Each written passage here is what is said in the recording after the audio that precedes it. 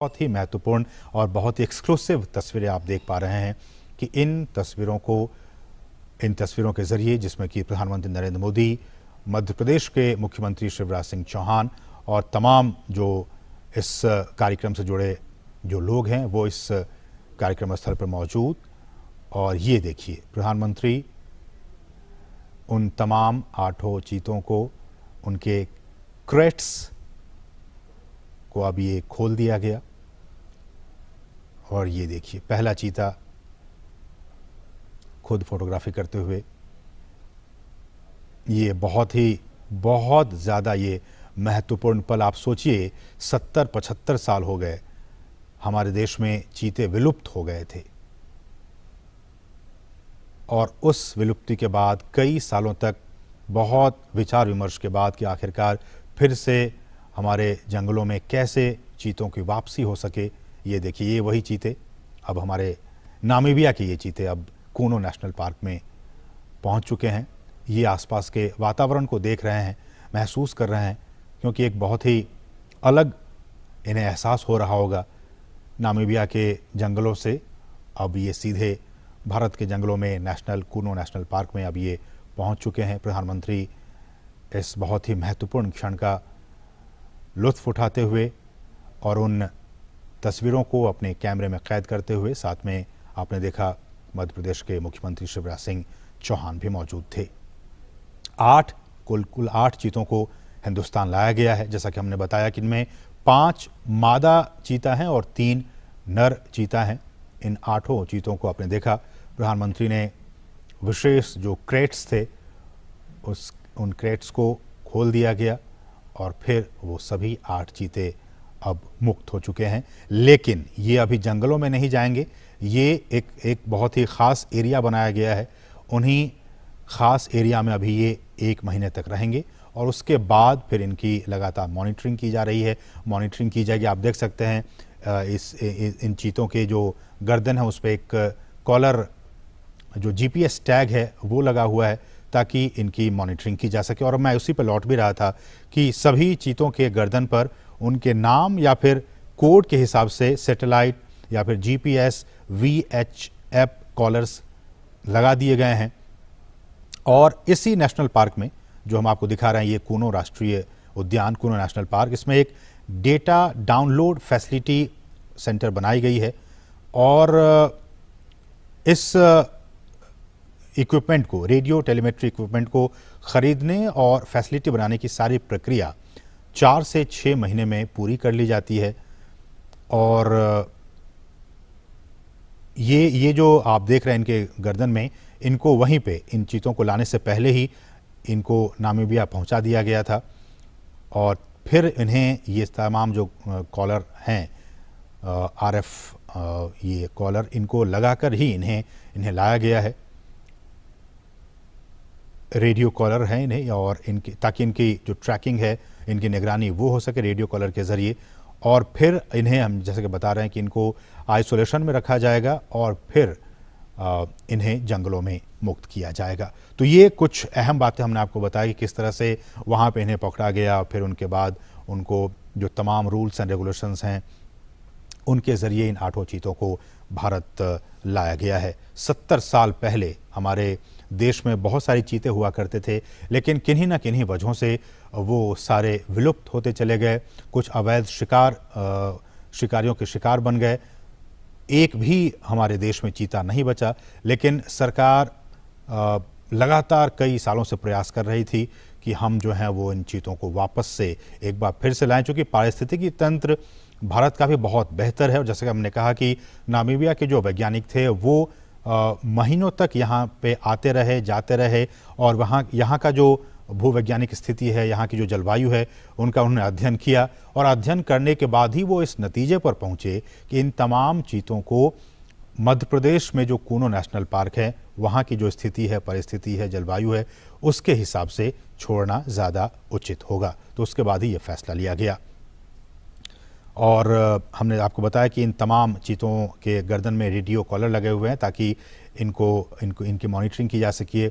और विशेष हमने बताया कि आपको चिनूक हेलीकॉप्टर के ज़रिए इनको यहाँ पे लाया गया और प्रधानमंत्री मोदी आप देख सकते हैं इनको विशेष जो क्रेट्स थे उनको खोलकर और प्रधानमंत्री ने इनको खुद वहाँ मुक्त किया, वो वहाँ पे अब विचरण कर रहे हैं। जो चीता प्रोजेक्ट है, अगर मैं इसकी बात करूं, ये भी बहुत महत्वपूर्ण है आपके लिए जानना कि किस तरह से भारत में चीतों को एक बार फिर से बसाने की यहाँ पे कार्य योजना बनाई गई और इस योजना के तहत 5 साल में देश के कई नेशनल पार्क में ऐसी उम्मीद की जा रही है, जो हमारे वैज्ञानिक हैं, जीव वैज्ञानिक हैं, उनकी तरफ से ये कहा जा रहा है कि अगर ये ट्रांसलोकेशन और यहाँ पे ये सारी चीज़ें सही अनुमान के मुताबिक प्लानिंग के हिसाब से सब कुछ ठीक रहा तो आने वाले 5 से 10 साल में इनके ज़रिए और भी जो बच्चे होंगे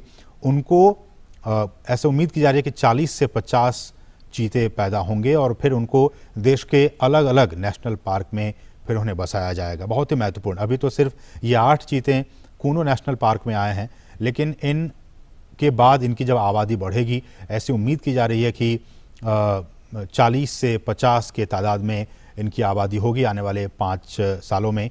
तो उसके बाद इनको फिर देश के अलग अलग नेशनल पार्क में फिर इन चीतों को बसाने का काम किया जाएगा।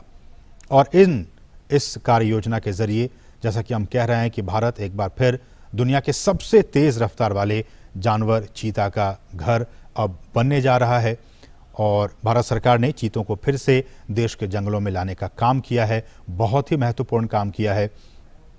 और प्रधानमंत्री जैसा कि आप देख सकते हैं कितने उत्साहित हैं, खुद कैमरे के ज़रिए उन तस्वीरों को कैद करने की कोशिश कर रहे हैं। प्रधानमंत्री खुद भी चीतों को देश में लाने और इसे बसाने में निजी, बिल्कुल पर्सनल लेवल पे निजी रुचि दिखा रहे थे और उसी का नतीजा है कि आज ये 8 चीते अब हिंदुस्तान की सरजमी पर पहुंच चुके हैं। ये हम आपको बताएं, चीता आपने भी देखा होगा तमाम टेलीविज़नों के ज़रिए, नेशनल ज्योग्राफिक पे, एनिमल प्लैनेट चैनल पे, कि किस तरह से ये जंगलों में रहता है और ये एक मांसाहारी जानवर होता है।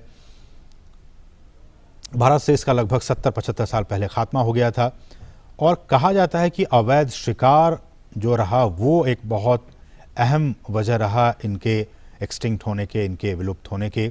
ज़्यादा शिकार और ये भी कहा जाता है कि जो चीतों का जो नेचुरल हैबिटेट था उनको भी काफ़ी नुकसान पहुंचा था, इसलिए धीरे धीरे विलुप्त हो गए। बहरहाल देश में चीतों को फिर से लाया गया है और हमारे जो जंगल हैं उनका जो इकोसिस्टम है, उनका जो पारिस्थितिकी तंत्र है, ये अब उनके लिए वरदान साबित हो सकता है।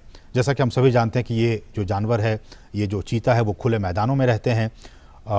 उनका आवास मुख्य रूप से वहीं होता है जहां उनके लिए शिकार अच्छी खासी तादाद में मौजूद होते हैं। घास के मैदान हो, झाड़ियां हो, खुले जंगल हो, अर्ध शुष्क वातावरण और थोड़ा सा ज़्यादा तापमान उनके लिए सही होता है। तो थोड़ा ज़्यादा तापमान हो, हम जानते हैं कि मध्य प्रदेश का ये इलाका ज़्यादा तापमान इनका रहता है यहाँ पे 12 महीने, इसलिए भी हमारे जो वैज्ञानिक हैं उन्होंने कहा कि ये काफ़ी उचित होगा यहाँ पे इन्हें रखना। घास के मैदान हैं, झाड़ियाँ हैं, खुले जंगल हैं, ये तमाम चीज़ें इनके अनुकूल हैं इनको यहाँ पे रखने के लिए, इसलिए यहाँ पे इन्हें लाया गया। चीतों को बचाने के लिए उनके शिकार करने के आधार, उनको हमें बचाने की ज़रूरत है। उनके शिकार के आधार करने के आधार को हमें बचाना होगा, जिसमें कुछ ख़तरे में पड़ी प्रजातियां भी शामिल हैं, बल्कि घास के मैदानों की जो दूसरी अन्य लुप्त प्राय प्रजातियां हैं और खुले वनों का जो इकोसिस्टम है, जो पारिस्थितिकी तंत्र है, उन्हें भी हमें बचाना होगा। जिस बेस पे हम वही कह रहे हैं कि जिस बेस पे, जिस आधार पे ये तमाम चीते यहाँ ज़िंदा रहेंगे, यहाँ रहेंगे, उस बेस को भी, उस आधार को भी हमें बचा कर रखना होगा, तभी तो ये उस इकोसिस्टम में आराम से रह पाएंगे। इसलिए भी हम बार बार ये कह रहे हैं और सरकार भी कह रही है कि उस सिस्टम को, उस बेस को हमें बचा कर रखना होगा। चीतों को वापस लाने से देश में खुले जो जंगल हैं उनको बचाने के काम को भी अब काफ़ी मजबूती मिलेगी। और ये भी देखा गया कि बड़े जो मांसाहारी जानवरों में मानव जो इंटरेस्ट है, ह्यूमन इंटरेस्ट, मानव हितों के साथ संघर्ष चीतों में सबसे कम पाया जाता है। दूसरे जो ऐसे वाइल्ड एनिमल्स होते हैं उनके साथ मैन एनिमल कॉन्फ्लिक्ट होते रहते हैं, अक्सर होते रहते हैं, लेकिन चीतों के साथ ऐसा नहीं है। चीतों के साथ जो मैन एनिमल कॉन्फ्लिक्ट है वो बाकी जो ऐसे एनिमल्स हैं, वाइल्ड एनिमल्स हैं, उनके मुकाबले काफ़ी कम ऑब्जर्व किया गया है, काफ़ी कम देखा गया है। वो सामान्यतया मनुष्यों के लिए खतरा नहीं होते हैं और जो बड़े पशु हैं उन पे भी वो सामान्यतया हमला नहीं करते हैं। और wild life trust of India ने इसकी शुरुआत की थी कि किस तरह से इसको लाया जाए, और दुनिया भर के विशेषज्ञों, पर्यावरण, वन और जलवायु परिवर्तन मंत्रालय सहित भारत सरकार के कई अधिकारियों, राज्य सरकार के अधिकारियों ने इसके लिए कई दौर की बैठकें की। भारत सरकार के अधिकारी, मध्य प्रदेश सरकार के अधिकारी, वन विभाग के अधिकारी, नामीबिया से जुड़े अधिकारी, इन तमाम अधिकारियों की कई महीनों से लगातार बैठकें हो रही थी ताकि ये सारा जो काम है वो बहुत ही इजी वे में हो सके। और इसके लिए जो साइट सर्वे का काम है उसका फैसला लिया गया था।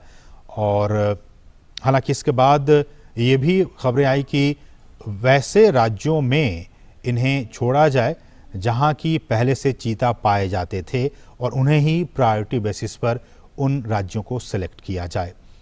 तो उसके बाद नाम आया, गुजरात का नाम आया, राजस्थान का नाम आया, छत्तीसगढ़ का नाम आया, मध्य प्रदेश का नाम आया कि ये ऐसे राज्य हैं जहां की आज से 70 साल पहले चीता पाए जाते थे।